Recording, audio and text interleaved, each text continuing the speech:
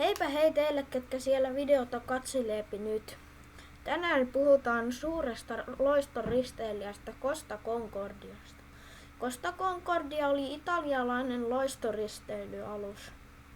Costa Concordia laskettiin vesille vuonna 2006. Se on 290 metriä pitkä ja 30 metriä jopa korkea.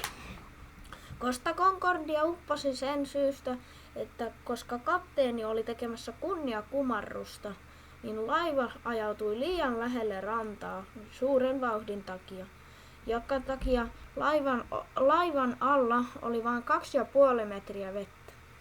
Laivan alapuolella oli kivi ja laiva törmäsi siihen. Laivan pohjaan tuli 53 metrin reikä. Kapteeni lähti melkein heti ensimmäisenä laivasta. Tässä on Costa Concordian kapteeni Francisco Schettino, joka sai 16 vuoden tuomion vuonna 2016 jättääkseen laivan heti ensimmäisenä. Kapteeni oli myös käyttäytynyt koko matkan erittäin omituisesti. Tässä Costa Concordia ennen kuin se nostettiin vedestä. Costa Concordia nostettiin vedestä ja romutettiin vuonna 2017. Costa Concordia alapuolella oli vain 2,5 metriä vettä, jonka syystä se ei uponnut kokonaan.